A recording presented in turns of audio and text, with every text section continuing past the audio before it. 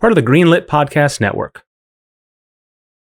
From multiple depicted locations in Minneapolis or near enough, this is Nice Games Club, the show where nice game devs talk gaming and game development. I'm Ellen Burns-Johnson, and I make nice games. I'm Stephen McGregor, and I make nice games. And I'm Arthur Croy, I too make nice games. For this week's episode, our topics are games and other media and online play. And so, if everyone is ready, let's start.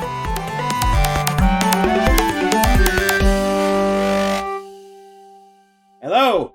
I don't know why I'm saying hello, but hi. Hey, Stephen. How's it going? Welcome to the podcast, Stephen. It's pretty good. How are you? Thanks for having me.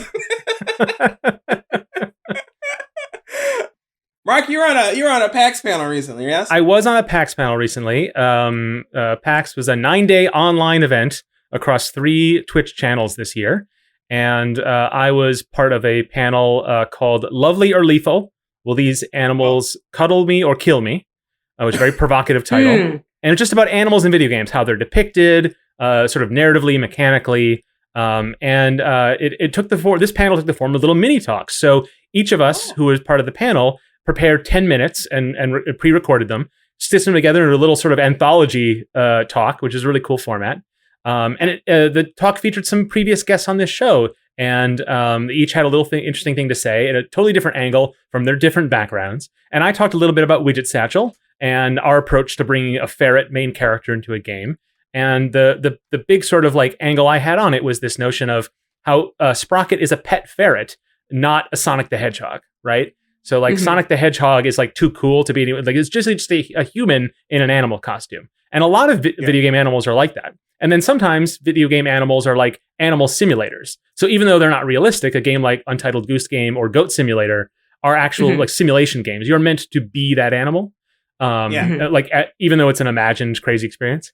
But with Sprocket's neither of those things. Sprocket was somebody's pet. And so the player's motivations in getting Sprocket to the shuttle bay is different from Sprocket's motivations to get to the shuttle bay. And so I talked a little bit about how that works and how I think we can do a lot more with that idea in games and how we expressed it with an animal. So that was a really fun thing. So that's just a mini little version of my 10-minute piece of a hour-long PAX panel. And it's on YouTube now because by the time you hear this episode, the PAX has been over for a bit now. We'll put the link in the show notes so you can check that out as well and see the whole talk and see all the other stuff that happened at PAX because this year's PAX had like tons and tons of stuff compared to a normal PAX because it was easier to get people from all over the world. And so it was just 9 days, 24 hours on 3 Twitch channels, just tons of content. And so by that token is how I was able to squeeze in there and give a talk. We just had a whole episode on imposter syndrome, but that's me expressing it. Is I don't know that I'd be able to get on a PAX panel if it wasn't in these unusual circumstances, which is something else that we want to talk about, right? Yeah. The pandemic is still happening. Still sucks. This is just our check-in. Yeah. How's that going? That's why I said hello. Yeah. I don't know how y'all are doing.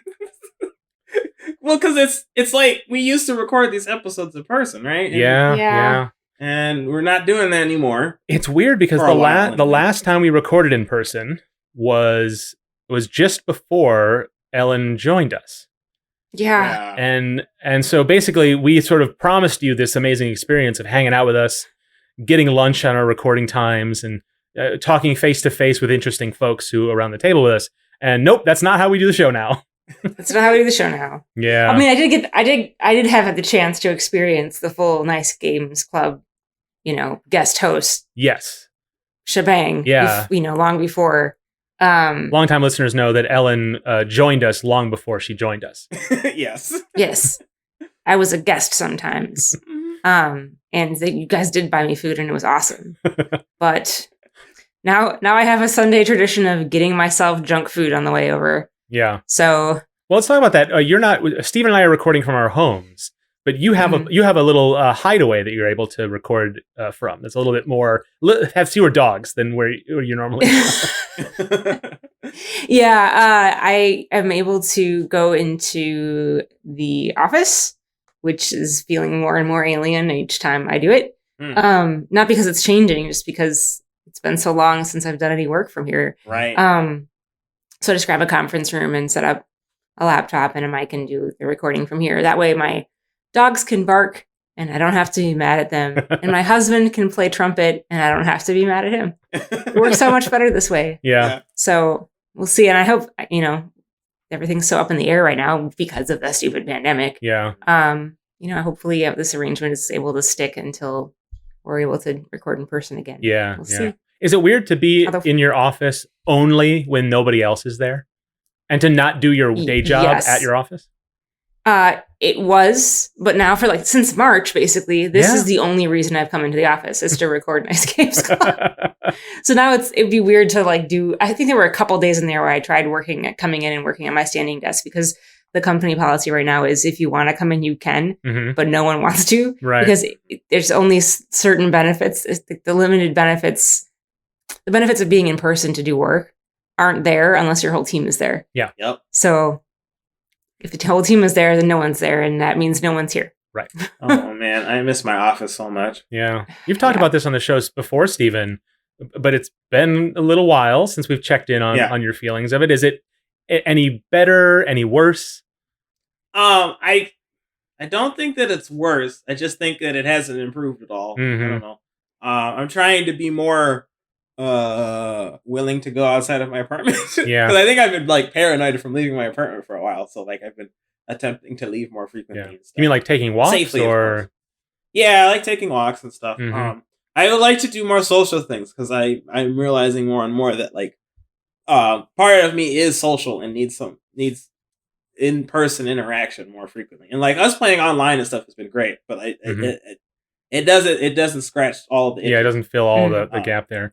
Yeah. So longtime listeners know we started doing this before the pandemic. We play games together on the weekends. Us here in the clubhouse and then other friends of ours. And that has been it was always tough to get friends again for a weekly thing. Anyone who runs a D&D game knows this. But now it's a little easier because everyone's anxious to have these spaces and these times. And and setting them up ad hoc is actually quite difficult. So having a regular setup is usually a lot more. So Stephen, you're looking for more opportunities during the week for these kinds of things.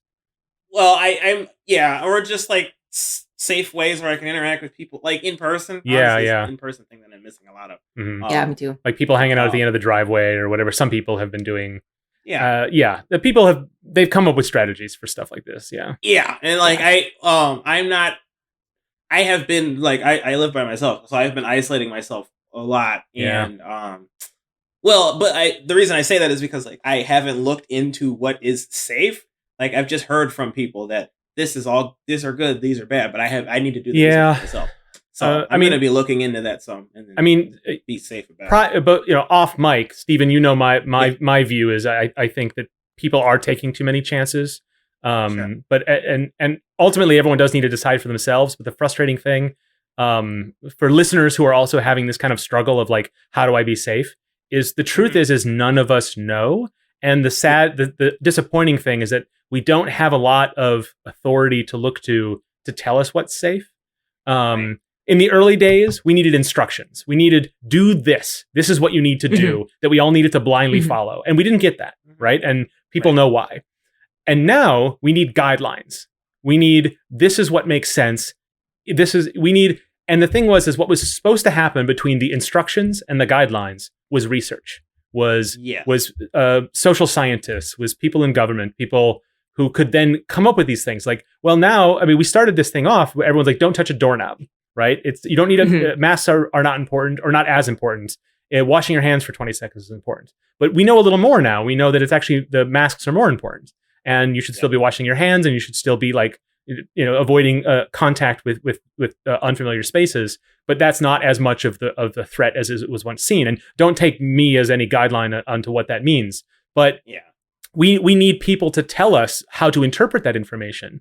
And what's happening is we're all doing it for ourselves, and then folklore emerges, where people just generally, because a couple people figured it out or think they figured out something. And they told their friends and they told their friends. And because this is a numbers game, you could be very irresponsible and it's quite likely you'll never get COVID, right? But that's not the point, right? The point is that you're rolling the dice every time. And so the question is like about kids going back to school, when is it, if we're going to roll the dice, let's roll it as few times as possible. Let's make sure we do it for important reasons. And maybe those important reasons are the fact that you're going to go stir crazy. Like and it's really hard to make a personal judgment, but that's all we've been given to do. So Stephen, like you were saying, that you don't know what's safe, and what you hear is safe is folklore. And that's why I want to look into it myself. Like, I don't want to like just assume just because somebody's like, oh yeah, you can go to bars, it's safe. I don't know that for sure. I need to learn information and then make a judgment call for myself. Yeah. And no matter what I do, it's going to be some form of a risk. I just need to accept those risks. Right. And ultimately, if I make that decision. Yeah, and ultimately, it's an incredible burden on you to have to do that research yourself, because you're not equipped for it, and the research. And I don't mean you in particular. I mean you as an individual actor are not. And it's just not fair. It's not fair that you have to do that. But you're right. It's the only thing you can do now. Right. We've talked about pandemics. That for listeners who are maybe bored of this topic or frustrated by this topic, it's important we address it from time to time. But I feel very strongly that it's very easy for us to lose or forget the fact that we are all that the sort of collective spirit that we had in March and April as we were trying to figure out how to make this work. We're all suffering now, and the truth of it is a lot of us are trying to find ways to get around the suffering. But my feeling is that we have to continue suffering. That is the price we need to pay. But I don't know. I don't have the guidelines as to what's safe. Like I'm being fairly, I have immunodeficiency issues. So I have particular motivation to be a little bit more cautious. But I don't know that that's right when it comes to people's mental health. Where's that balance? And so I don't have any answers, but it does. Yeah. When I do hear people talk about I quarantined myself or I didn't go outside for a couple of days, so now I'm going to go camping with friends or whatever, and they didn't talk to anyone for a couple of days. I'm like, okay, I guess, but that still feels really scary to me, and I don't know. I don't know. It's very disappointing because we did need that. We needed trusted authorities to be able to tell us first what to do, and then how to make the choices for ourselves, so that we would feel responsible. And I don't think we're getting that from anyone. And that's really disappointing. Well, I'm checking in with you, Mark. How have you been? Well, we talked before about how I'm a work from home person, so I've done okay by that score. And that's keeping on. The thing that's actually been getting me is that I've physically, I used to go out in the sense that I used to ride my bike a lot, and I'd go out on errands and for food, and I'm really very much more in a way that I don't really appreciate or understand as much. My life is quite a bit more different than I think it is kind of what I'm getting at. And so I have more physical pains, my diabetes, I have to manage that. And when I'm outside the line on managing that, which is sort of a constant everyday thing, I have physical problems, and those are a little bit more acute now. And they happen slightly more frequently. And so that's I just went on about how we have to accept the suffering. And so that's kind of what I've done. And so part of me is a little bit upset that, cause it's very clear to me, that because there's not much I can do about it. A solution to it would be just to go back to my old routine. And there isn't really any other solution to it. But I do need to, Stephen, like you, I need to get out a little bit more. I need to take my bike out for no reason, which is hard for me. I need to have a reason. I know, me too. I need to come up with new habits. And so that I haven't done enough of that work because it's not difficult for me to stay at home, or I didn't think it was.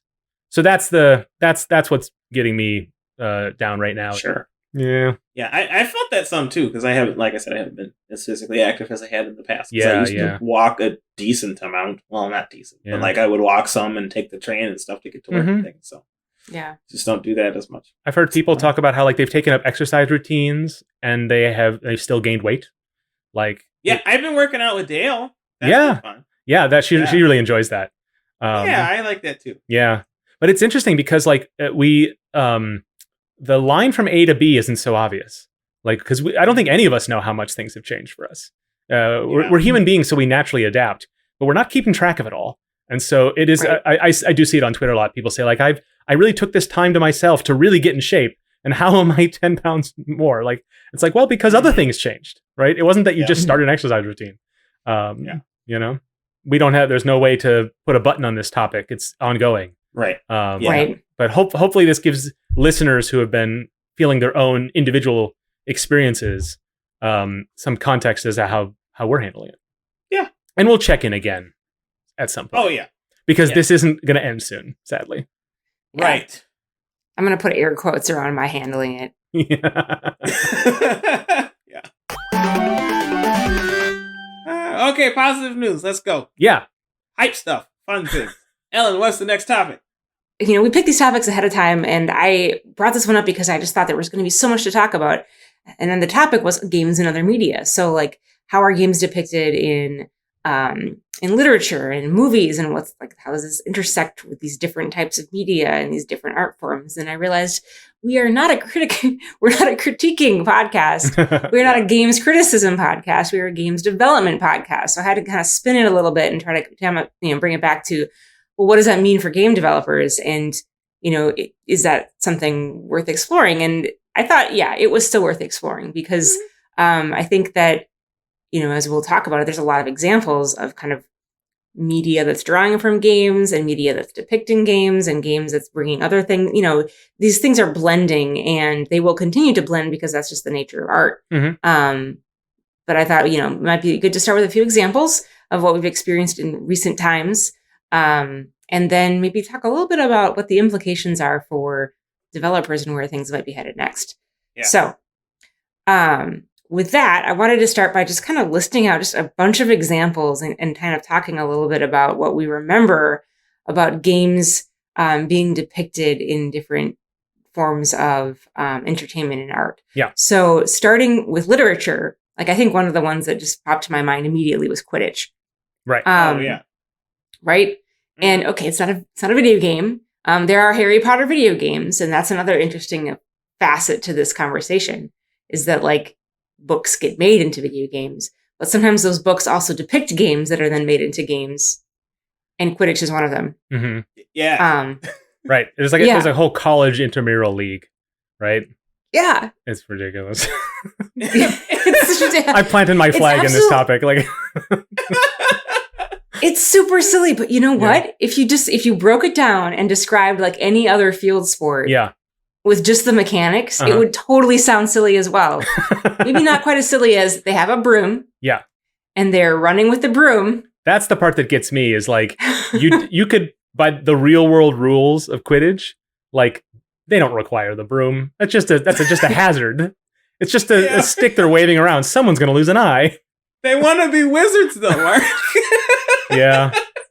I wonder, not to bring it back down again, but I wonder if recent news has made it less exciting to want to be a wizard in the wizarding world of Harry Potter. Oh, I suppose. Yeah. I'm assuming we were talking about J.K. Rowling being... Yes, the transphobic comments. And it's like... Yeah. It's a sad thing for people who love that franchise because they have to come to terms with what it means to them to continue to be fans. And I suppose that's true for people who are super into Quidditch as a real thing because it's a real thing now. Mm-hmm. At the U, like they had a Quidditch. I think it was a club. I don't think it was literally like they. The NCAA is not putting up money for it yet, but yeah. But like, are there other examples like that?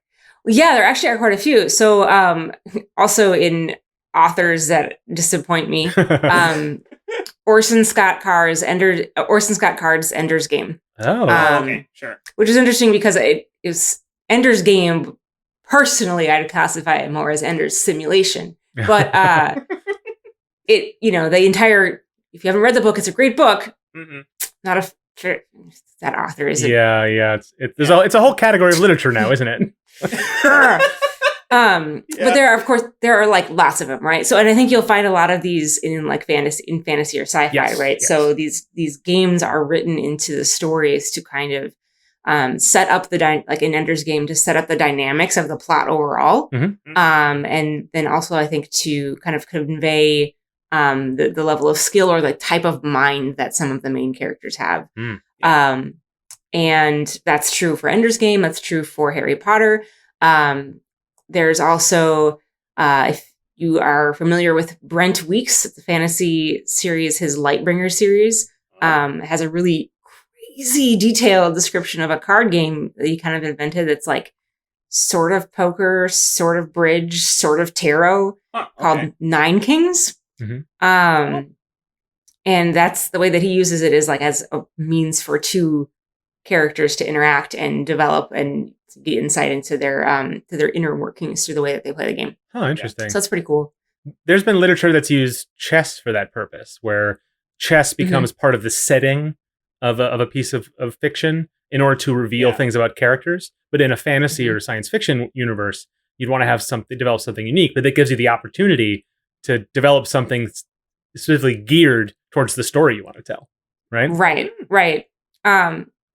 You mentioned chess. I'm thinking of that one West Wing episode where President Bartlett's like playing 5 or 6 games of chess with different people all over the West Wing. Yeah. And he's got them all in his head. And it was a cool way of showing, because if you're familiar enough with the mechanics of chess, you know that that's crazy hard to do. And so having this character do it and do it almost effortlessly was a real way of kind of, I think, underscoring how intelligent that character was. Yeah, let's remember to put that episode in the show notes, because it is a really great example of using games in a really effective dramatic purposes. Yeah, I think so.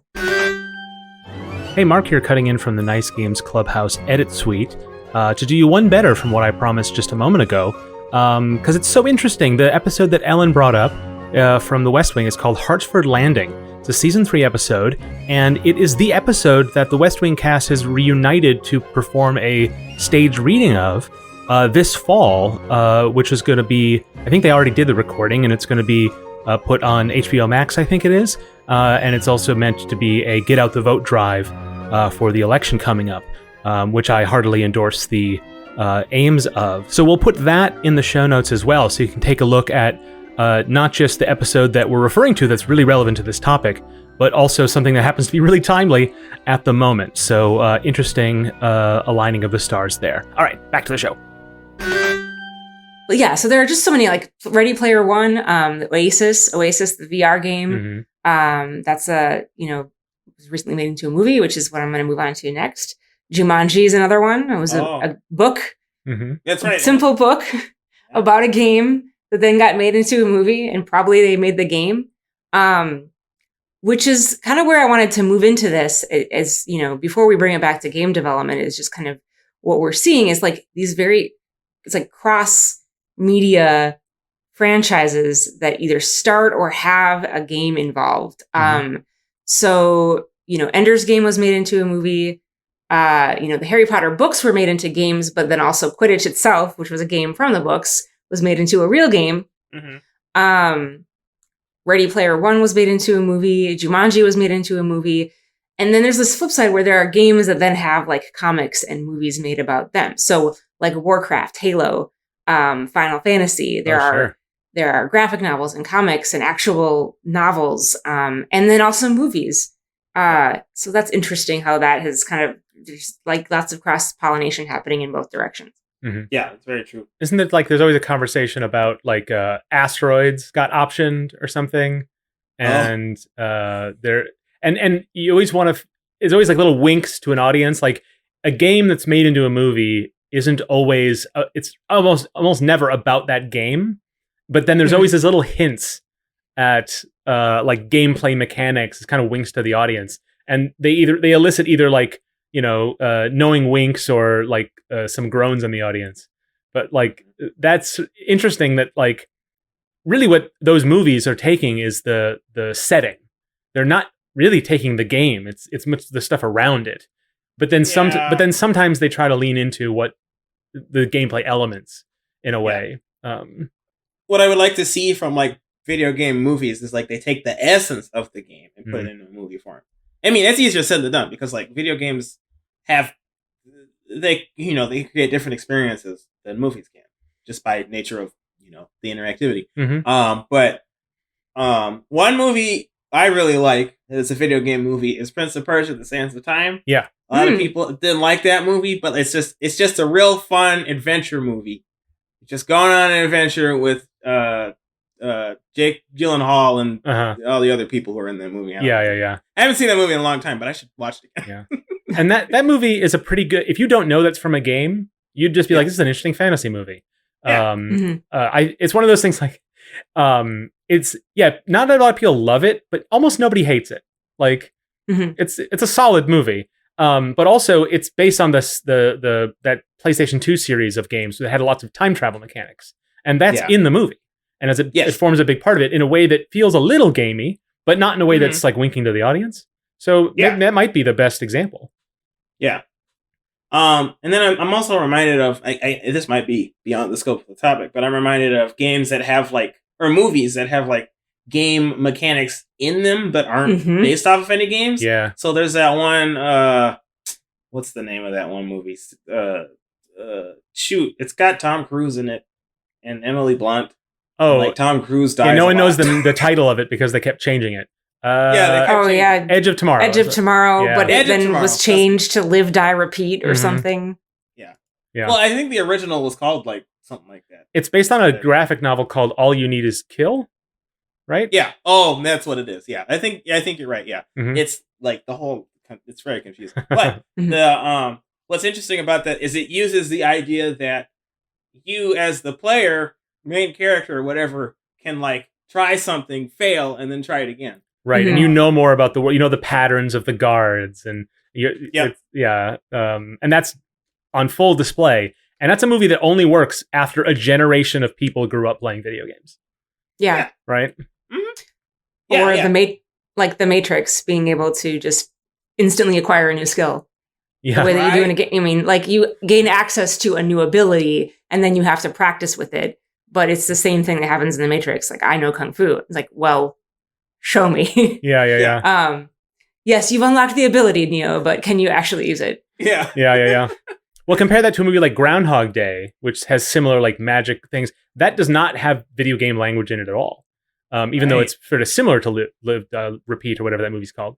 But it uses a different kind of lens for that kind of thing. Even though Bill Murray's character does, learn new skills and knows where people are going and all the same things from other time loop movies, but it's framed much less in the language of games, the way that more recent ones have been, because there's more of that literacy is available in culture. Yeah. Yeah, but I guess it's kind of a different topic, because it's movies using video games as opposed to. Ellen's topic is broad enough to encompass this, I imagine. Wouldn't you say, Ellen? I think so. And I did want to touch on that because I think, I mean, like Mark was just saying, and I'm glad that you brought this up, Mark, because I think that's the underlying kind of thread through all of these different experiences in these that are classified as different media, even though they seem more and more blended the more you look at them, is that games literacy is it's broader than it ever has been in terms of who's got it, right? More people play video games now than ever have. Yeah. And that means that the language of games and the actions of games and mechanics are familiar to more people than ever before, and they can be used in different ways. But it's not just referencing a joke or a character. You have to reference an experience, a structure, and a feeling. And I think that makes it a different thing to kind of reference and copy and move.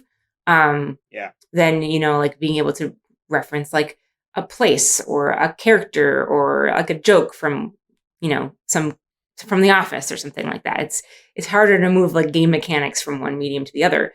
But it's interesting. It's really interesting when it happens. So I'm curious to see as we talk more about examples, what, if there are any emerging trends that we might uncover.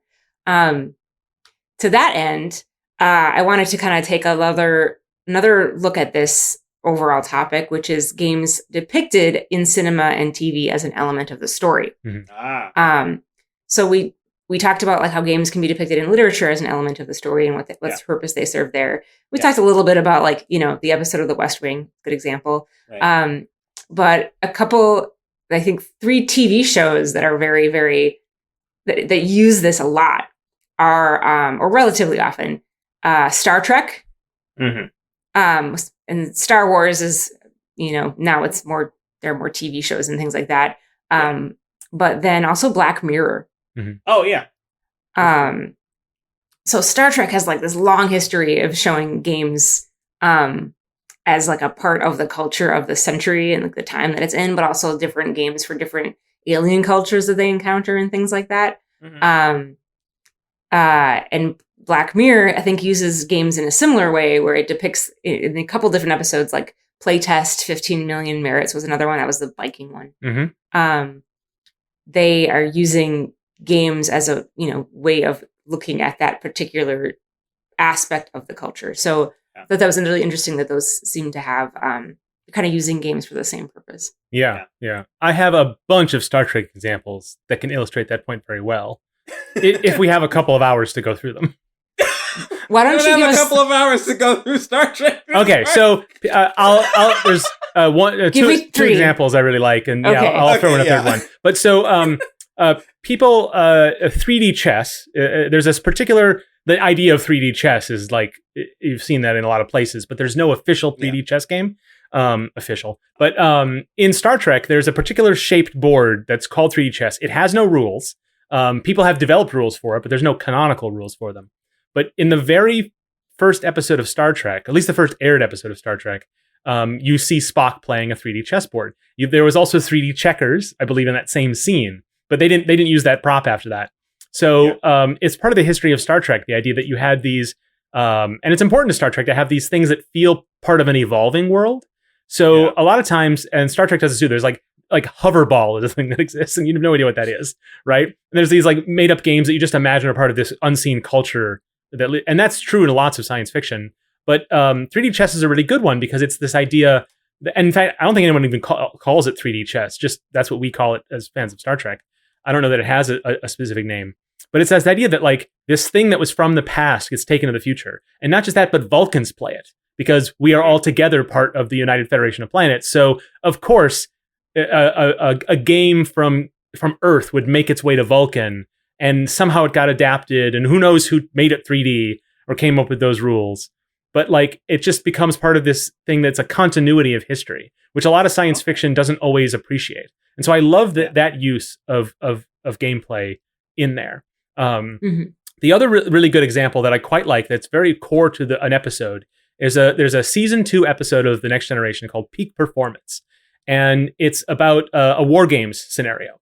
But apart from that, there's a side story about the strategic consultant that they bring on to conduct these war games is supposedly a master of a game called Stratagema.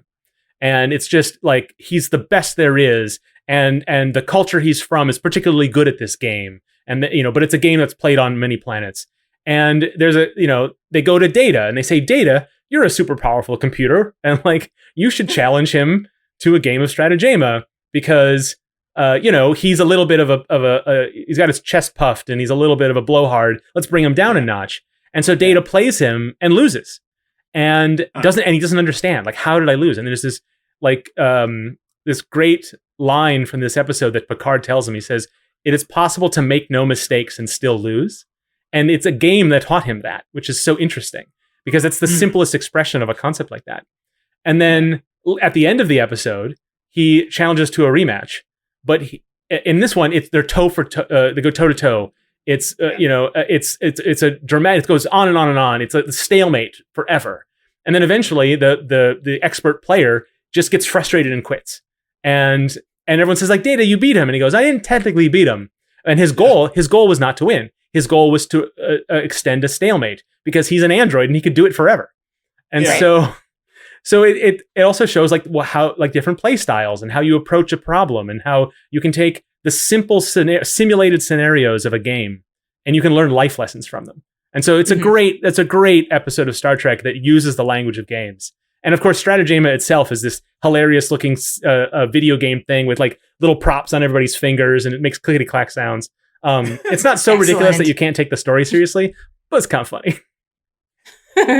So that's a really good one. Yeah, but there's lots of games in Star Trek have served that purpose. There's a Cardassian board game that is in an episode where a Cardassian character gets sort of infected and becomes kind of ruthless. This is Garrick from Deep Space Nine, and he ends up kind of menacing another one of the characters in this sort of cat and mouse scenario. and they're talking over comms, and he's explaining this board game Katra to him, and he's like, I would love to play against you. You have a keen strategic mind. And it shows him sort of maintaining his intellect, but going emotionally crazy. And him still understanding and appreciating this like very strategic technical concept is a way to communicate to the audience that he still has his wits about him. And that makes him more frightening. And it uses an example of a game to distill that. Star Trek's loaded with stuff like this. It's really, really effective because it's a good storytelling technique. Mm-hmm. Those are my 3 examples, Stephen. I've eaten up all the time. I promise. Yeah. Yep, we're cutting you off. I'm gonna have to throw away these pages of notes I've prepared, but whatever. Well, you can maybe put them in the show notes. Yeah. There is a list of games in Star Trek on Memory Alpha. We'll put that in the show notes. There is, yeah. There's actually there's a Wikipedia article on it too. Oh, really? It's made it to Wikipedia? Yeah, I think it's made it to Wikipedia. Has. Yeah, so there's a lot on there. It's kind of cool. Mm-hmm. And I want to come back to that because there's interesting opportunities, I think, for game development in the works on all that. But last couple things I wanted to mention was just like there are now some more other types of media, and this is not new, but I think it may be starting to get new in terms of the reach and the size of platform that it's getting to. And that is other types of media pulling in technical capabilities of games to play with the experience. So like Netflix made that movie thing called Bandersnatch. Mm-hmm. Isn't that a Black Mirror episode? It is. It is a Black Mirror episode. I mean, it has to be because it's pretty bad if you want to call it a video game. That's fair. It's bad if you want to call it a video game. Yeah. And I think that's fair. I think it's still an episode. Mm-hmm. I personally didn't think it was that compelling. Mm. I think they maybe like it just felt too clever. Like, oh, look at this cool thing we're doing. It's like you're not doing anything I haven't already experienced for several hundred hours. It's just on my CV. In my opinion, it reflected a complete misunderstanding of what video games are. Yeah. And so I have a very low opinion of that. Yeah. But I am curious, just because they missed the mark doesn't mean that the opportunity to play in that space isn't there. Right. But I agree with you that I think they missed the mark as to what would make a compelling interactive experience. Mm-hmm. Yeah. There is a better example, though. Okay, tell me. Which is uses the exact same technology on Netflix. It plays the same way. It's the Unbreakable Kimmy Schmidt movie that plays out as an interactive story, and it works exactly the same as Bandersnatch. It has all the same tricks. It has just about as many interactive choices. It's basically a reskinned version of that game. And it's, other than it just being an enjoyable, but apart from it being an enjoyable episode, if you like that series, it's a very successful expression of that form because of the way that the story handles those moments. So if you played Bandersnatch, you're like, this is innovative, but I don't like it. Like you just, because that's kind of what a lot of people thought, because you just couldn't, you just had to accept that it was new. But if you want to see it done well, Unbreakable, it's Kimi versus the Reverend is the name of it. You can find that on Netflix. That's the thing, though, is that like it's not innovative. It's just a visual novel. Yeah, it is pretty much. Yeah. I mean, a really high budget one. Yep. To be fair, I think visual novels in general are not as they're most like careful.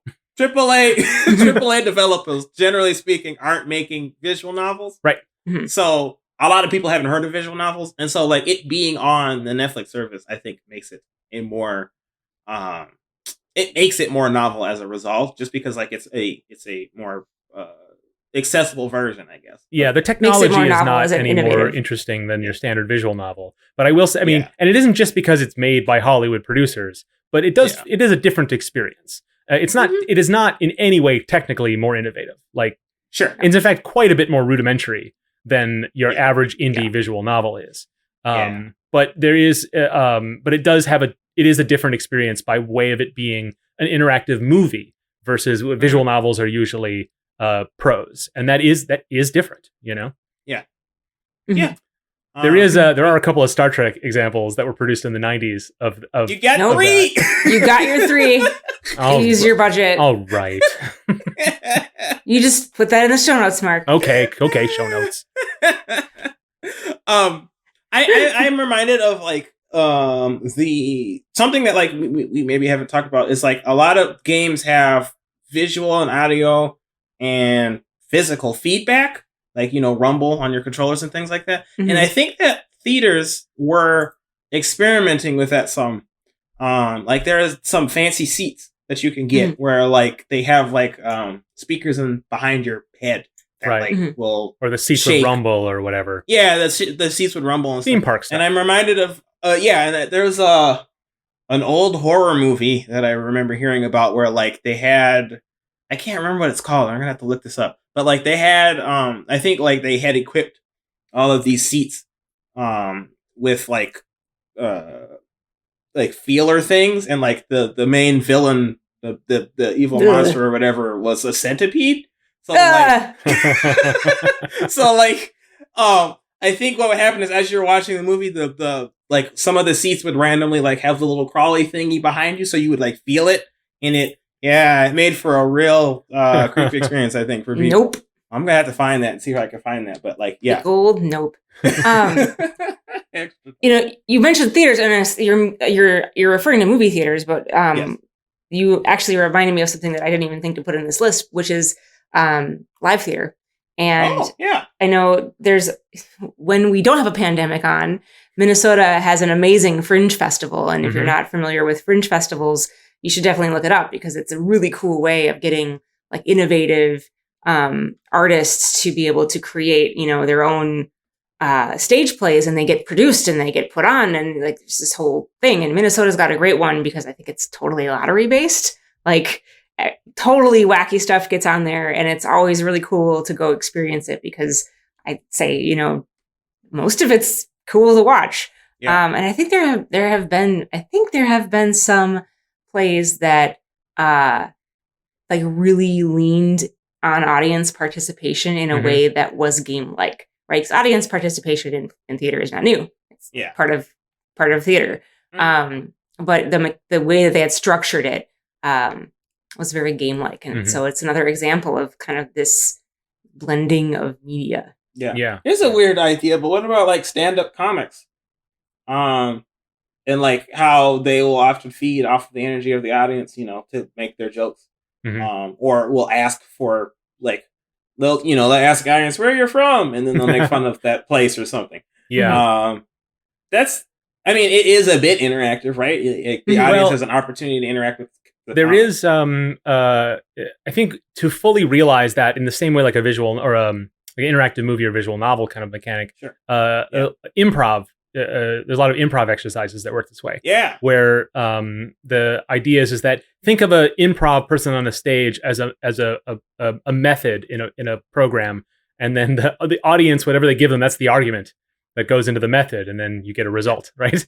And so it actually does have a kind of, that's a programming metaphor, but there's a lot of like sort of gameplay elements in the sense that like there's play with the audience, but also the results are dependent on the activity, right?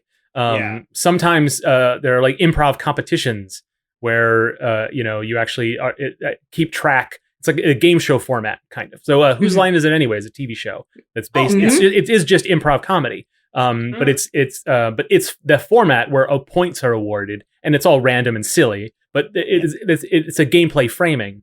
That's an improv format that exists in theaters all over the place. Yeah. That's true. Yeah. And that's a way of like making it feel more like a game. Yeah, it's that language of game stuff that sort of Ellen is touching on with all these parts of this topic. Yeah. Right. Well, and I know I don't want to take up all of our time talking about this, and I don't want to wrap this topic up without bringing it back to game development. But to do that, just wanted, I guess, to say, like, we've listed a lot of examples. There are lots of things we didn't even talk about, like game shows. Yeah. But I think in listing all these and kind of talking about the different facets of what the experiences are like, what I think this is really comes back down to that games literacy piece that you're talking about, Mark. It's not just about like, we understand the idea of spinning a circle and getting something random, like has been that kind of thing that's been on game shows for a while. But it's, as we have more different types of games and those different types of mechanics become more widespread across different platforms and different consoles and so on and so forth, like the games literacy spreads and allows us to create more things that I think blend some of these different elements and these different mediums to make stuff that's really interesting. So I just kind of wanted to end on like, where do you see, like, how is this an opportunity for game developers? Like, how would we think about this as game developers to kind of like open up some new doors for us creatively? Yeah. I would think to bring it back to my Star Trek example, sorry, Stephen. This is for me, is this episode of Star Trek. If it's a successful story, right? Its goal was to tell this story about these people in this scenario. And it used the language of games and the understanding of games as a little mini, like war games, literally, right? To successfully depict or communicate its message. And so if you find something like that for you, where you're watching a film or you're reading a book, and there's gameplay elements, either as part of the fiction or as part of the structure of the story, or something that you feel has done a good job, then think about that, and think about that when you're just making your own games. Yeah. Like, the reason gameplay exists not merely for its own sake. In the case of these films and pieces of fiction, they exist in those spaces to do the job of what that piece of work is doing, which is to tell the story, to communicate a message, to provide an emotional moment, to give you a reaction. Your game should do that too. And that doesn't mean that your game needs to have like heavy narrative elements or anything like that, the way that these other examples might. But that's, I think, what we can learn from this, is that as the sort of the value of and purpose of interactivity in service of whatever it is you need it to be in service of. And this is just my philosophy as a game developer, but that's always more than just it's a fun game. That could be the majority outcome of your experience. That could be what you're aiming for in a sense, but you're not even going to get that if you don't build something to elicit a feeling or tell a story or reveal a truth or ask a question. And so if you find yourself seeing a game in a piece of media that does that well, that's something to emulate and something to interrogate in your own work. Yeah. And it's actually, I like that you brought that up, because like I think that the way games are depicted in other media, they oftentimes don't explain how the game works. Right. They're not complete systems, right? Yeah, and they don't need to be, right? Because the point of it is to help tell the story. And it's not so that you're designing a game in addition to making a new episode of a TV show or whatever. Why would you do that to yourself? Yeah, exactly. Please don't. So like you can, I mean, I hesitate to say this maybe, but like you can take some of that experience and think about it too, in that like if you're telling a story in your video game, you don't necessarily have to explain all of the details of specific systems in your game to tell that story. And by systems, I mean not like literally what the actions that the player can do, because like you should probably tell the player what they can do in your game. Yeah, but but like I'm talking about like all the underlying systems around the game. So like maybe some of the background of like what your characters are doing, or the location of the game, or maybe like the reasons as to why these mechanics exist or why you have to do these things. You don't necessarily have to explain all those things, as long as that narrative, that arc, the emotion is expressed to the player and they understand that innately. Somehow you got to figure that out through playtesting. You can get the essence of that in your game. Yeah. But also, Stephen, you made me think you really hit on something else too, which is the inverse of what I was talking about, which is you can make a game that has a really robust system and has a story, and the story is there to help elevate the gameplay systems. But you don't have to, I'll never know how to play Stratagema because there's not enough information to give me a working system there. But that's okay, because that wasn't the point of that necessarily. But likewise, you can tell a story in your game and you don't have to tell the whole story. You can imply a story and use gameplay systems. It's a way to bring anything into anything else, right? It's what are you making, and what tools can you use to help you achieve the goal you're after? Yeah, totally. And my final addition to that is around Stratagema. Am I pronouncing that right? Stratagema. Okay, thank you. Yeah. Kohlrami would be very disappointed in you. Well, Grandmaster Kohlrami. It sounds like he would be for lots of different reasons, frankly. But, maybe not. Maybe someday you will. Because, like, that's one of the interesting things that I've noticed here is, like, games that, or media that mention games or have games as a significant feature. It's now, like, because there are so many indie developers out there, that's also a resource for authors and producers and other creators of other media to bring in, experts to make something and fill it out. So if you think of, like, okay, maybe if Bandersnatch maybe felt more like a game, it would have maybe been a little bit more successful. I don't know. But one example that is being teased is the Nine Kings game that I mentioned at the very beginning of this segment. So Brent Weeks, the author, has teased the idea that they're actually making Nine Kings, which was the game that he introduced just in the book. And so that's interesting. Yeah. Cool. And I'm excited to see what comes of that. We talked about design pillars on the show in a previous topic, and we talk about it a lot generally. But when you have a game that comes from a piece of fiction, it comes pre-packaged with a design pillar, which is the purpose it served in those fictional worlds. That is that can be kind of like, it can be guiding, but it can also be restrictive. Super fascinating challenge. I mean, we talk about licensed games, same problem. Like, wow, lots to think about. Yeah, maybe that'll have to be the next some future version of a Nice Games Jam. Just make a fiction. Oh, that's a great idea. I love it. Make Dabo. Yeah. Human play Dom-jot. Yeah. Yes, I understood that reference.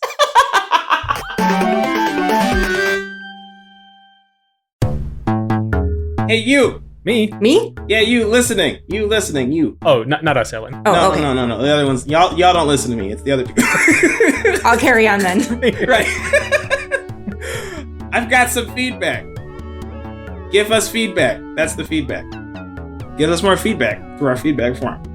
Stephen, let's say that I am you in this example, and I mean the you pointed at earlier, not me who I thought it was, or you, the person I'm talking to, but the you mentioned at the beginning of this when you said, hey, you. I don't understand. Yeah, right, yeah. Can you grab me a graph?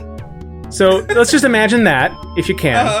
How might you, or me in this scenario, being the person you said, hey, you to earlier at the top of this, provide that feedback to you, who now I'm referring to is you, in fact, Stephen? Yes, you, the listener, can provide you, the me, nicegames.club/feedback by using nicegames.club/feedback. Yep, that tracks, I think. Ellen, does that make sense? Maybe I'll just email you. Okay. No, use nicegames.club/feedback. Please give us feedback. We'd really appreciate it. Video Death Loop is a podcast where we watch a short video clip on loop until we just can't take it anymore. Along the way, we'll try our best to make each other laugh and to hold out longer than the other guy. You can jump in on any episode, no need to worry about continuity. Check out Video Death Loop on the Greenlit Podcast Network with new episodes every Friday. Hey you! Yeah you! Do you like podcasts? Are you into anime? Does analysis happen to tickle your pickle? Then look no further. Here at the Spirit Hunters podcast, we happen to love all three. Every week, we'll be watching, recapping, and analyzing episodes of Yoshihiro Togashi's famous manga and anime, Hunter x Hunter. Check us out at the Spirit Hunters on the Greenlit Podcast Network. We were talking about how we've been playing games together online through this pandemic, and I wanted to talk about online play as a topic because I don't know, it's cool. Online play, something we do now. Something we do. Yeah, you're really selling me on this topic, Stephen. I mean, we're all playing games online, and like people have been playing games online for years. So, and it's something we haven't explicitly talked about, even though I released a game that you could play online. Part of it. I mean, as indies, it's not something we get to touch that much. Yeah. Online games are very difficult to make. So, but you have the experience. I do. I mean, I wasn't the person who like created the systems that does the online stuff, but like I managed it and I poked at it some to try to get some stuff to work. So like I have an idea. I could figure it out if like I got paid to do it again. Yeah. But not right now, not for like my future games. But yeah, I guess I want to talk about like the difference between like online play and offline play. And like what kinds of things as a developer you want to think about when you're making an online game. And so like when you're like the obvious difference between offline and online play is when you're playing with somebody in an offline situation, you're playing with them in person. So if they do something that you don't like, you have the ability to do something about it. Like, I don't know, punch them on the shoulder or something. Say, hey, stop that. Yeah. Or if you're not playing your brother. Right. Like other things. Yeah, or be kind. I don't know. Yeah. Say something witty. Yeah. So in order for people in an online game to interact with one another, they need to have some form of system to do so. You have to put that system in yourself, or they have to find an outside source. We've been playing our games online through Discord, but there are a lot of games that are online that have like voice chat or text chat, things like that. And so yeah, like that I think other than like the actual framework to make an online game, which I'm not going to go into detail on here because like I don't fully understand it, and it's very complicated. And like there are tutorials you could look at that are better, that would detail it better than I would in this moment. Yeah, I want to talk about like those kinds of things, those kinds of thoughts you want to consider when you're making an online game, because like I think they're important and they help you as the player create an online experience that other people would want to play and participate in. Yeah. So I guess one thing I wanted to ask y'all is like, what kinds of games do you think work best in an online environment, or things that like, what kind of games have been fun in an online environment for you? Oh, that's tough. Well, we were talking. Putting you on the spot. I mean, we were talking about how we play Civ together on the weekends, and I was saying before we started recording how that doesn't feel like an online game to me, because it feels more like a tabletop game, because we're all in voice chat and we're all making small talk or table talk, and even though the game itself wouldn't work as a board game. So maybe it's because I don't have a ton of experience with online games that I don't consider that an online experience as much, at least the way we play it. Sure. So I think that puts me at a disadvantage because I'm having like a really weird approach to what I even consider online play at all. So knowing what would be good or bad for it, because I don't know how enjoyable Civ would be if we weren't all talking with each other. You know? Yeah. I mean, there's an argument to be made that the turn-based 4X gameplay of Civ leaves you enough downtime to engage in other forms of another talk. Whereas another game, like if you were to play League of Legends, you don't really have enough. You don't have great opportunities to like involve that small talk, things like that. So I mean, there's an argument to be made that like turn-based online play provides you with an experience that allows you to just do small talk stuff like you would in a board game. Yeah. Well, the turn-based element I think just the turn-based element does make it feel a lot more like a board game, right? I'm trying to think of board game.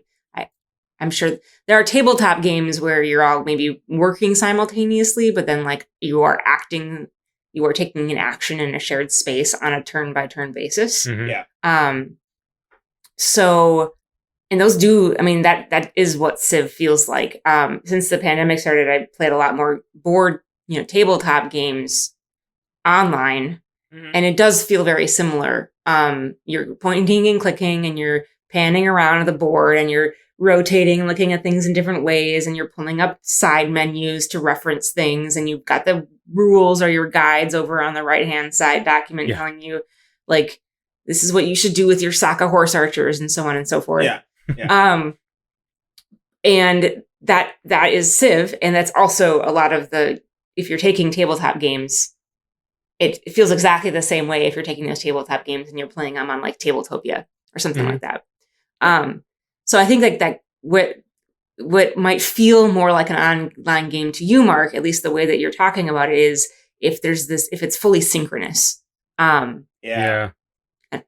it's a different type of it's a different type of rules, right? There's different mechanics involved, which of course is getting back to what Stephen was saying, why like you don't want to get into the technical aspects of it because it's so specific based on the game. Yeah. I imagine. It's very But that does seem like one of the first, if you're kind of thinking about this as like a concept map of the different choices and dynamics you have to explore with different types of games. If you're putting them online, one of the first points of divergence you're going to get to is it synchronous or is it turn-based? Yeah. But although ironically, you've stumbled into what I might consider makes for a good online game, which is a board game like Civ, if that's how we're describing it, but is so complicated that you wouldn't want to manage with fiddly pieces. Right? Yeah. So think of a game like Star Trek Ascendancy, which we've played, which is a very fiddly 4X game, but is actually quite light compared to other 4X games, board games. But Dang, it is. but if you describe Civ like a 4X board game, it would be absolutely insufferable for dozens of reasons. And so it is suitable, like that, like a 4X board game is suitable to be online, and it allows for more depth and complication, and it allows for some rule systems to be discarded because their existence is predicated on that in-personness to it. But I think, Ellen, ultimately you are right, is that my feelings of it, my first impression of it doesn't feel online. So I'm not sure how valid a feeling that is, but yeah, it's about synchronicity, right? Yeah. Yeah, and I guess, on the other end of the spectrum, we're talking about like action games, MMOs, fighting games, things like that, where like you are competing against one another or competing against some AI in a server. And I mean, I think that when people think of online games, I think you're right, Mark. Like people think of these kinds of games, and so synchronous games. Yeah, synchronous games, actiony games, things like that. Not turn based, right? But I mean, I think those are much more difficult to, in terms of coding. It's much more difficult to build these kinds of games versus turn based ones because like they are. I mean, you just like when somebody takes their turn, you do the thing. And then you send them that information. In an online environment, there's a bunch of things you got to consider, like the latency of one competitor versus another competitor, or if you did a thing and then somebody else does a thing and then it goes into the server, does that go at different times at the same time? How does the server handle that information and send it back to the players? Because the players need to get that information back too. Yeah. All those kinds of things. You gotta consider those kinds of things, and it makes the experience much more difficult to support. But like, I mean, everybody's, tons of people are playing MMOs, tons of people are playing fighting games online, and stuff now. So there's an audience for it. Well, it's interesting you use like an online shooter versus an MMO. Like the authentication of what happened this millisecond is important in a online shooter, and it's not important in an MMO. That's true. MMOs are kind of turn-based in the sense that you send commands and then the game resolves them whenever. You know what I mean? Yeah. Like in terms of the gameplay, I mean, it is a real-time experience, but it's not critically real-time, right? So like a shooter will have something where if someone is moving, but there's a bit of a delay, if I'm their opponent, then I'm disadvantaged by that person's laggy internet because I'm going to shoot at where the computer last thinks they are, but they're actually a little bit ahead. So games account for that technically by predicting where players are going to move. And then once they find out where they actually did move, make little adjustments if necessary to try to compensate for those sorts of things. And so the technical hurdles are enormous. And it's interesting, like, to take a game that was not designed to be online and put it online, because then you have to account for all those things. Yeah. But it is also interesting to think of a game that's designed to be online. Yeah. And designed to maybe avoid some of those troubles. Yeah. One thing I will say when you're developing an online game is if your plan is to develop an online game, you want to do that from jump. Because it makes it a lot more difficult to implement these online systems out of after the fact. Yeah. Yeah. It has implications for everything. Yeah. Like your core mechanics. Yes. Yeah, everything gets changed. Yeah. So yeah, Mark, you're totally right about that. But now, I think we're getting into the technical stuff again, and then Yeah. it's too much. One thing I do want to talk about that, I mean, I guess you'd have to implement, and it's kind of technical, but whatever, is that like you have to consider how people communicate in the games. And not just like adding voice chat or adding text chat or things like that. You have to make sure that like everyone has the opportunity to play your game and feels comfortable in the environment. Because, like I said, the difference between an online play and an offline play is that in an offline environment, that person has their own agency. They are human in the meat space within this other person. So like they can theoretically do something if like, you're being rude or mean or unsportsman, like, or whatever. Whereas like in an online session, you don't, the responsibility of that is on the developer to put that functionality in. They have the agency to do something if things go south. So like I think it's important to make sure your online game if it has some form of communication, then you should make sure that like you can report users that are abusing that form of communication. Like, because I think a lot of like most games, if they're online, have that kind of functionality, but I think there are a lot of times, even now, where games are coming out and they don't have that functionality, and then like people are just dead in the water if I don't know, somebody hacked your systems and stole all of your loot or whatever. Or what I think is a problem is that games will try to resolve, like they'll allow you to a voice chat is optional, or you can report certain users. Like there's systems in place, but ultimately they put the burden on the aggrieved party to do the actual management of the system to keep it robust. So this is very common with harassing women online, which is that there are tools with which to fight that harassment, but like it seems really oppressive by nature to ask a player to also be in charge of that. Right, the player who's having the worst experience to have an additional task. Easier just to disconnect. They're also responsible for leveraging those tools, for understanding those tools, for following up, for and that just seems difficult. And I think a lot of developers just look at the logic of it and they say, well, what could we possibly do? Have somebody keeping an eye on every match out there? And it's like, well, yes, that's impractical, but that would be a way to solve it. And I think it's very easy to say, well, it seems like if we were to actually take this seriously, then it would be too hard a challenge. So we're just not going to take it seriously. And I think that's usually what happens. Right. I mean, also, they'll pour millions into anti-cheat methods, like, but not into like robust moderation systems. But also, like, there's a server that is looking at literally everything anybody does. Yeah. So like they have the technology. I think that like some online games like do like have people whose job it is to just look at chat logs and see, this person said the N-word or whatever, and they kick them. But I agree though, Mark, in that like there should be more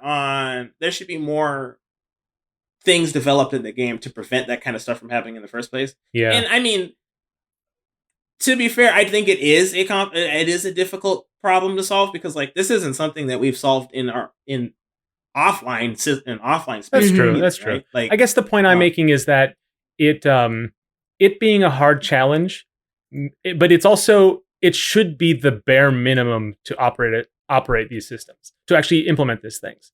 It seems like weird that we approach it by, let's build a rickety building and then maybe we'll prop it up. It just seems like, yes, it means you can't build that building until you figure out this problem. But because we're letting people, I'm just going to continue this metaphor, we're letting people build all these buildings that are not up to code, and then praying they realize that that's a bad experience for the building's occupants and that they spruce it up in the meantime. Like, it seems like what we should really be doing is just not letting people build buildings that are at risk of crumbling, and unless they figure, and then maybe the industry will figure it out. Like, I don't know. My metaphor is too deep to be actionable. Do you know what I mean? Sure. I have to be fair also, because also, I mean, truth is there are people who are educating themselves on the need for these sorts of things, and it's a little bit their fault that they didn't know, but it's like a lot of people are learning these things for the first time in a system where we've been allowed to make these games without these systems or without systems that are robust enough for decades. Yeah. So I understand that it's not easy to undo that impression of how these things are put together, but it seems like we should not be accepting that this is even possible. Well, I mean, and that's why I want to bring it up, because I think that we as the industry, we should be considering these things. Not start, because we've been doing it, but we need to. Yeah, do more there have been about efforts it, for certain. People are trying. Yeah, they are trying. One way that I applaud Riot Games, but I don't think they've done the best job of is like they've been trying to incentivize positive actions in games instead of disincentivizing negative actions. That's had some success, but I don't know. I don't know how much that helps, because League of Legends still has a lot of people consider it to have not a toxic fan base, I guess. Yeah. Or community, I should say. Well, it goes back to that really illustrates how it goes back to your game design. Are you building a game where players would be motivated to behave in this way or that way, rather than just accounting for it when it happens? And that's that's a psychology question, Yeah. I suppose one way to go about this is to just prevent people from communicating between one another in the first place, right? If your game can sustain that. Yeah. Can you do? I mean, yes, and that actually, and I don't know if we want to spend too much time on communication, although it's really important. Yeah. But even if your game doesn't allow players to communicate, that doesn't necessarily mean that they won't find other ways to do it. Yeah, they can still abuse things. Griefing is a whole skill set, Yeah, it's a whole skill set. As indie developers, we're like, oh man, netcode is hard, but it's the least difficult part of the process, frankly. Yeah. Right. And I think once we understand that, then maybe we can start looking for solutions. Which is, I mean, I'm making this into a real downer topic, but there have been people who've done a pretty good job at making interesting and really interesting ways to develop online systems that are innovative and also not offensive in the ways we've been upset by other games that can develop toxic communities. Yeah, for sure. Another thing you need to consider when you're making your online game is how many people are available in your session. Because that adds up. It makes the games more complicated for the server to handle, and all of that information has to get disseminated to all of the people within this instance of the game. Keep in mind, is your game going to have 4 people per session, 4 people or 10 people per session, 60 people, 300? Because that's a thing now. I think, I don't know. Those kinds of things, and also the mechanics behind that. You have to consider how all of these people are interacting with one another. If there's 300 people, can 299 of those people gang up on one person? Yeah. Possible. That would make for an interesting game. And are those interactions interesting to those players, or is it just the gee whiz, we got 300 people on a server? Sometimes sometimes that is the novelty of it, is the game just supports a ton of people, and that's what's interesting about it, and arguably there's a space for that kind of experimentation. There's a lot of room in that design space because there's not a lot of examples. So you can totally come up with lots of interesting ways to use 300 people. I mean, you can try. It's a challenge. Yeah, for sure. That would be but it is a challenge, to just even support that many people. So just that's something to consider. Monetization and servers upkeep, those kinds of things, because it is, depending on how many people are playing your game at any given moment, it can be expensive to support all of those people. And so you either need to be made of money and just be able to throw money at the problem, or you need to find some method to earn money through the game so that you can support the system so that people keep playing it. Right. And players are not going to understand your maintenance costs. Yeah. And so you're going to have to convince them it's worth that, they're getting your game, they have to pay to keep the servers up. Players don't understand that as a purchase. They don't understand it. And so it's a communications issue, a PR issue as well. Right. Right, and I don't want to bring the forbidden topic into this this conversation, but it because servers are constant upkeep, you have to consider You need either constant making revenue. sure that there are you got to make sure that Yeah. either you're getting more new people to play the game and buy the game regularly, or consider implementing content that people can pay for as the game goes on. Yep. Or subscriptions, but that's not in vogue any longer. So. Or subscriptions. I always forget subscriptions. I think That's because no one does it anymore. Yeah. It's not a viable market strategy. It's just the one that's least ethically fraught. But we don't have to get into that again. That'll be another topic Yeah. for another episode. Yeah, that's yep. Yeah, so I guess one thing I wanted to bring up in terms of making an online game as an indie developer is there are some tools that make it easier. Unity has its own online play surface. So if you wanted to use that, you could do that if you're using Unity. And that's an API, but also a backend that you would pay Unity for. Yeah, right? I think once you get to certain points, there's a certain number of players, regular players, then you have right. It's close to free or free if you have a small demands. Yeah, and I think most of these online API things would be close to free if you're not planning on having a large audience at a regular time, and while people are playing it. So with Treasure Stack, which was an online game, we used Photon. That worked for us because we had some of the we had some online gameplay and some online functionality from previous games that we kind of made it work for Treasure Stack. Yeah. And so you could think about that for your game too. Just make sure just to consider all those different surfaces. I'm not familiar with the differences in the surfaces, but they all seem to have many of them seem to have some specific limitation that you go in knowing, right? So Unity's setup will work for any Unity game, but only for Unity games. Although now that I say that out loud, I think Unity might have announced its availability for anybody. But don't quote me on that. But Photon, I think, is truly cross-platform altogether, right? Treasure Stack works on you can play with anybody on Switch, Steam, and Xbox. Yeah. Steam has its own service now. It's relatively new, I believe, and that covers a lot of developer audiences because many of them don't intend to publish anywhere but Steam.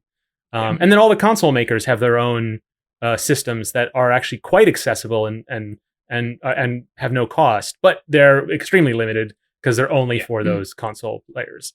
And we now live in a world where that's not players don't like that, but also if you're making a small indie game, it's hard you don't want to segment your small audience. That makes it exponentially more difficult to grow your player base. Definitely does. I know that firsthand.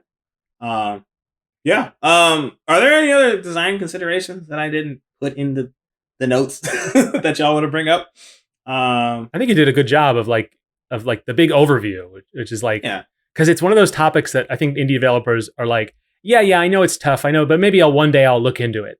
And this is you've given them a great place to start. Yeah, thanks. Yeah, I hope so. Yeah, I mean, there's a lot of considerations involved. But just like with everything else, you want to make sure you think about it before you just implement it. You don't want to just put it in. Yeah. You want to go through the motions and do the homework first before you decide to spend all of this time putting in online play, because it can add a year or at least a year to your development time, honestly. Yeah. You're working on it. So. And, a common reaction is to be scared off of it immediately, but look into it before you totally write it off. It is scary, and let's say you're probably not going to go that route, but know why you're not. Don't just be scared of it. Yeah, and it can open up the game to a whole new audience. Yeah. That would not be able to play it otherwise. You could. I think one thing we didn't really dig into very deeply, which I think is worth mentioning, is just, recognize that when you're putting something online, you are kind of amplifying some of the, I think maybe amplifying is the right word, amplifying some of the dynamics of the like differences in play style that wouldn't necessarily happen if you're just playing around the couch. So if you're playing a cooperative or a competitive game on the couch, you know the people that you're with because they're in the same space as you, and so right now they're part of your household, hopefully. But in non-pandemic times, like they're still in your home or you're in their home, so you know each other. Right. And even if you have drastically different play styles, like you might be able to navigate that, or you hope that you will be able to navigate like that. Yeah. That's what we're experiencing in Civ, right? Like it's just not my jam. But I'm still having fun because I'm hanging out with my friends. If you're putting the game online and then allowing strangers to play with each other, those differences in play styles are going to be one of the first things they run into.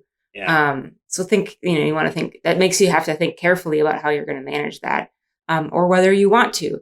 Maybe you don't want to have this type of player in this type of game. In that case, how are you going to make sure you market it so that that's clear? Yeah.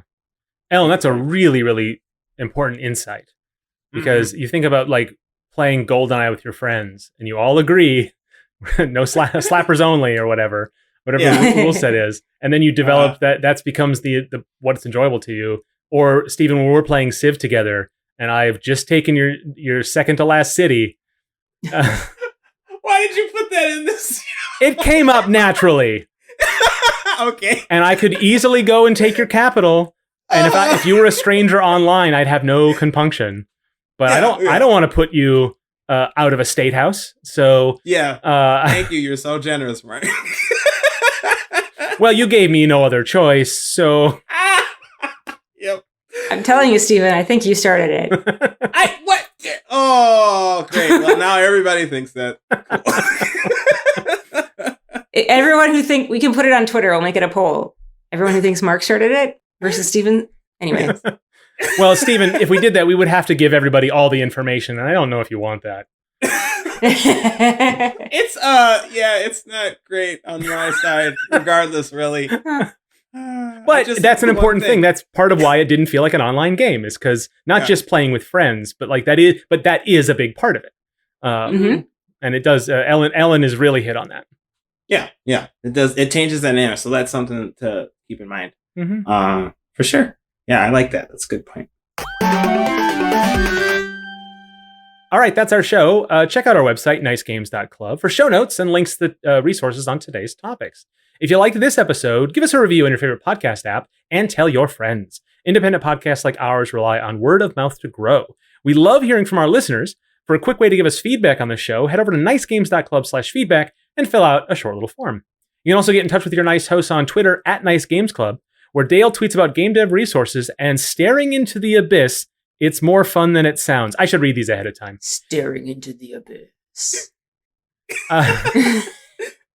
You can also email us, contact@nicegames.club. Ask us questions, suggest topics, or just say hello. So until we start again, remember to play nice and make nice.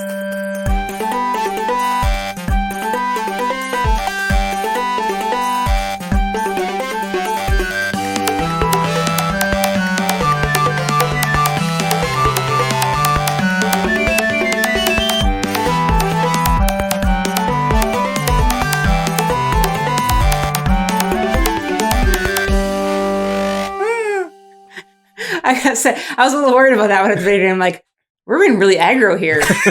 And then my brain disconnected from itself when Mark started talking. That's a common side effect of me talking. And it came back together at the end. Oh, that was wonderful. Now we're all dancing. So for Mark's not Mark. What? Okay. I'm a square. I'm not allowed to dance. Yeah. Fine. All right. He's the guy in the corner.